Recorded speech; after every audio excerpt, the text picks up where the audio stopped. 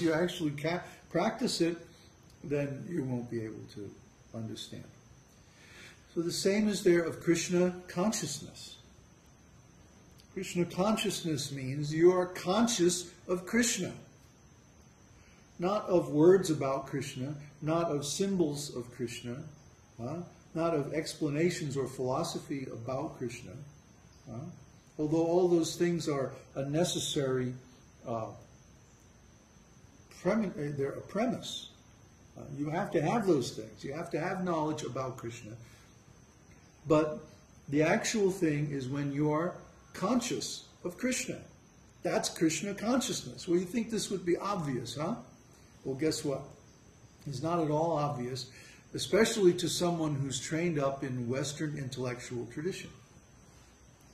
Because in the West, there's this mistaken idea that if I think about something, that's the same as being conscious of it. No. Especially when the object is transcendental, like Kṛṣṇa.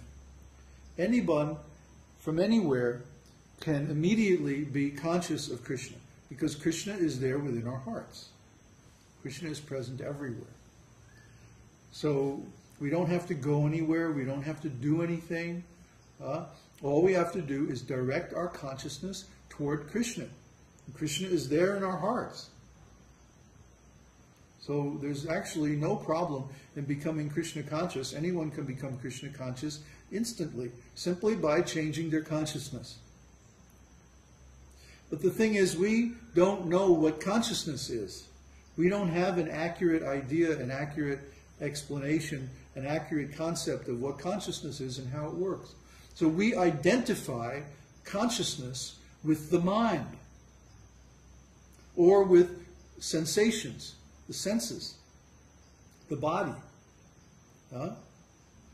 We identify our consciousness, in other words, with the contents of our consciousness, and we miss the consciousness itself. This is such a fundamental point. Everybody has to think on this until they understand it and can apply it. Consciousness simply means, what are you looking at? What are you looking at? If you're looking at seeing, then your consciousness is going to be full of whatever your eyes are telling you. If you're looking at thinking, then your consciousness is going to be full of whatever your mind is telling you. And the same with all the other senses. But what happens if you take your consciousness and instead of looking at the mind or your eyes or your ears or any of the other senses, you look within? Well, the first thing you're going to see is your own consciousness. Remember, we talked about this. Consciousness is transcendental and self-referential, so there's no problem of consciousness being conscious of itself. And when you have that experience, that's called Brahman realization.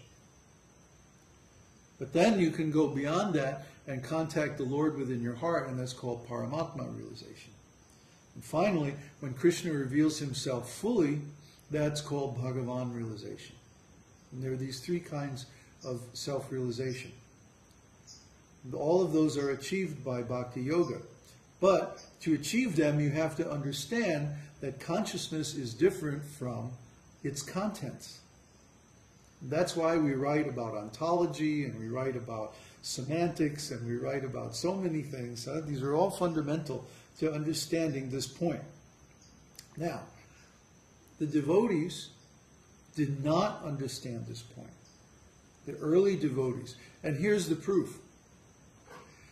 In Prabhupada's original Srimad Bhagavatam that he wrote and had printed in India, in the preface to the book, he wrote a paragraph that basically states that Srimad Bhagavatam is an ontological work. It's a work of ontological education. And because in the West we are missing this ontological education, therefore we cannot actually become God conscious. And this is a fact. If you don't know what ontology is, please look it up on the web or in a good dictionary and understand. ontology is actually the basis of our consciousness. Because without a list of things to look at, how do we know what we can see? Well, without a list of the things that exist in the world, how do we know what we can think about?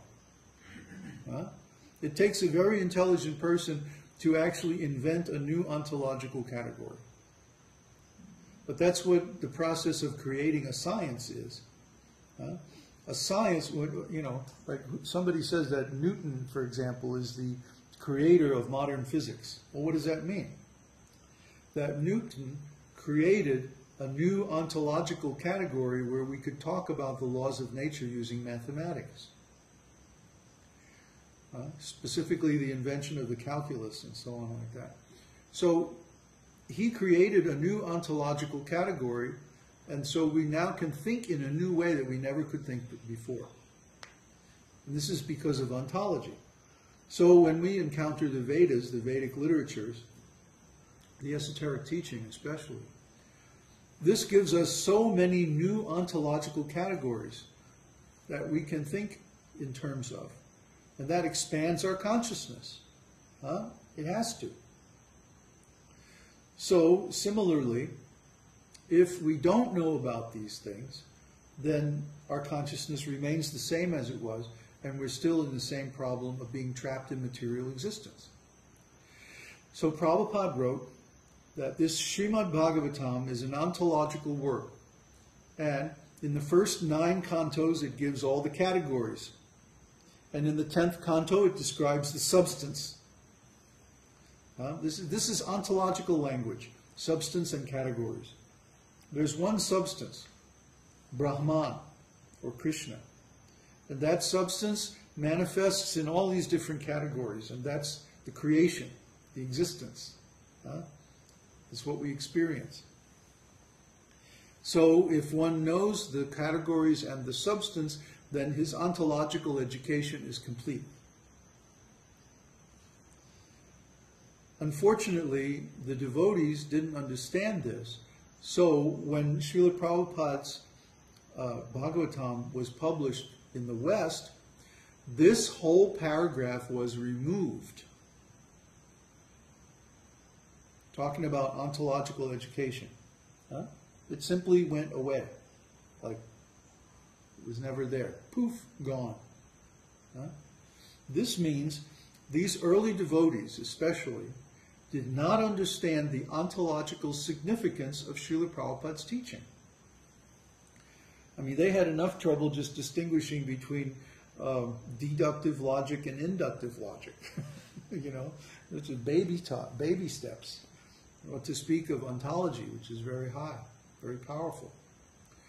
So they misunderstood Prabhupada's teaching, and then they repeated their misunderstanding to the other devotees, and because they were considered the leaders, whatever they said actually attained more importance than what Prabhupada had written in his books, because they were also editing Prabhupada's books.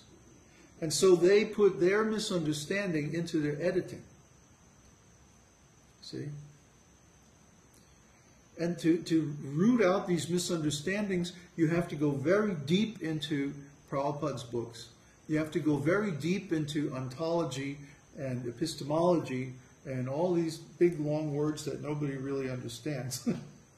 And you have to figure out what's wrong and solve the problem.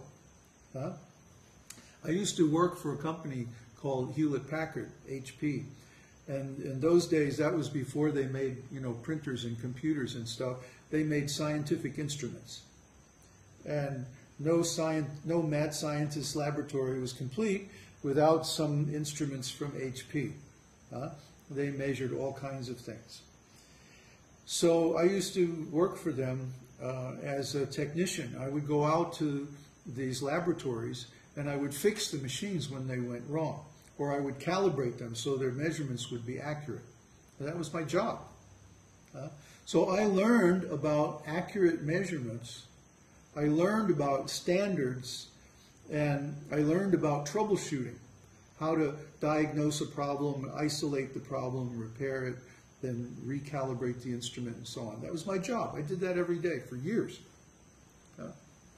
So when I came in contact with ISKCON, I knew immediately, within being 2 weeks in the temple, I knew without a doubt that the leaders were not giving an accurate account of Srila Prabhupada's philosophy.